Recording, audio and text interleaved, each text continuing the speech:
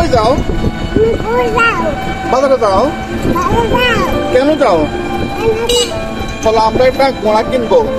গতানুগতিক ঈদ ছিল গতকাল আমাদের। ঈদের নামাজ শেষ করে ছোট সাহেবকে নিয়ে রওনা দিলাম আমিষাপাড়া বাজারে।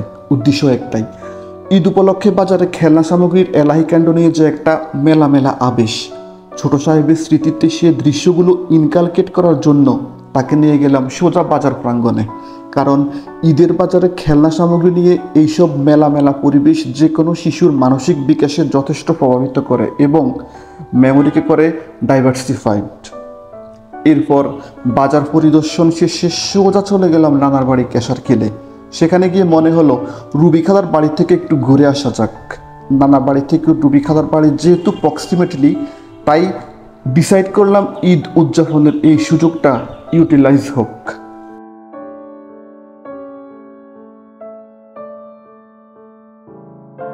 একেবারেই নতুন এই বাড়িতে রুবি খালারা আসার পর আমার অনেক ইচ্ছে ছিল এই বাড়িটি দেখার, কিন্তু সুযোগ মিলেনি এতদিনেও। অবশেষে ঈদ ভ্যাকেশনের এই বাৎসরিক সুযোগটা কাজে লাগালাম। চোখ ধাঁধানো সৌন্দর্যে টলমল করা এই বাড়িতে প্রথমেই ঢুকলে অভিনন্দন জানাবার মতো একটা পরিবেশ তৈরি হবে এবং নাকে এসে লাগবে গাছের ডালে থোকায় থোকায় ফোটা ফুটন্ত ফুলদের অস্বাভাবিক সৌরভ। পুরো বাড়ি জুড়ে বেশ কিছু অর্নামেন্টাল ম্যাটেরিয়ালসের যে পোস্টমর্টেম, সেটা করতে গিয়ে আমি টের পেলাম এই বাড়িটা আনকম্পেয়ারেবল অ্যাস্থেটিক, সত্যিই অপূর্ব। এবং আমার প্রেডিকশন এরকম যে এইসব সৌন্দর্যকে আরেকটু ইমপ্রুভ করার ক্ষেত্রে এই বাড়ির সুযোগ্য সন্তান রিপা, নিপু এবং শাওনের ডিরেকশন ছিল অবধারিত। কারণ এদের সঙ্গে আমার কথা হয় এবং এদের যে আর্টিস্টিক মেন্টালিটি, সেগুলোর প্রতিফলন ঘটেছে এই বাড়ির আভিজাত্যে। এমনিতেই পরিসংখ্যানে বেশ কিছুদিন আগে বাংলাদেশের সবথেকে ধনী জেলা হিসেবে নোয়াখালীকে নির্বাচিত করা হয়েছে, কিন্তু আমার ধারণা আমিষাপাড়ার আশপাশের এরকম আরও কিছু আলিশান বাড়ি আছে যেগুলো নিয়ে পরিসংখ্যান করা হলে হয়তো নোয়াখালীকে বাংলাদেশের দ্বিতীয় থাইল্যান্ড হিসেবে কনসিডার করা হবে।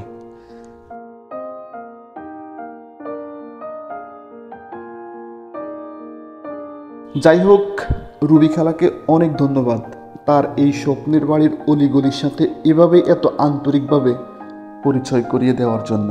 সখী তোমারে বাঁধিব, তোমারই থাকিব, বাসিব ভালো শুধু তোমারে। সখী তোমারে রাখিব খুব আদরে, ও সখী তোমারে রাখিব খুব আদরে। জনমে জনমে তোমারে গোচাই, মরণেও পাই যেন পারে। সখী তোমারে বাঁধিব, তোমারই থাকিব, বাসিব ভালো শুধু তোমারে।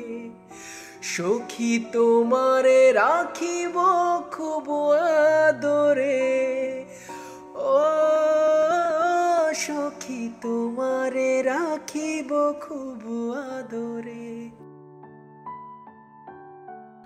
সন্ধ্যাবেলায় ছিল কাঙ্ক্ষিত একটা গেট টুগেদারে মিলিত হওয়ার পূর্ব পরিকল্পনা। প্রায় 30 জন সহপাঠীর উপস্থিতি নিয়ে সুমনদের বাড়িতে দীর্ঘ সময় অতিবাহিত করার আগ্রহ নিয়ে চলে গেলাম সেখানে এবং দেশি বিদেশি অনেক বন্ধুদের যে রমরমা একটা হ্যাংআউট, এটাকে কম্প্রোমাইজ করতে পারিনি। এই ক্লাসমেটদের সঙ্গে যখন আমার চলতি পথে এখানে সেখানে দেখা হয়, আমার একটাই কথা মনে পড়ে প্রতিবার, যে 2002 সালের এসএসসি ব্যাচ আমরা। এখন পর্যন্ত আমাদের সবার সঙ্গে সবার যে একটা আত্মিক যোগাযোগ, আমার মনে হয় না যে চায়না প্রোডাক্টও এতদিন টেকে। মাশাল্লাহ, ধন্যবাদ সুমন। এই হসপিটালিটি, এই চেয়ার আপ, এই ফেনোমেনাল হ্যাংআউট অপূর্ব অপূর্ব অপূর্ব, সত্যি অপূর্ব। কেমন লাগতেছে বল? ঈদ মোবারক। চাঁদনি পশরে কে আমার স্মরণ করে, কে আইসা দাঁড়াইছে গো আমার দুয়ারে।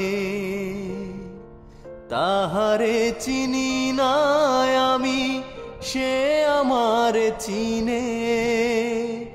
চাঁদনি পশরে কে আমার স্মরণ করে, কে আইসা দাঁড়াইছে গো আমার দুয়ারে। বাহিরে চাঁদের আলো, ঘর অন্ধকার, খুলিয়া দিয়াছি ঘরের সকল দুয়ার।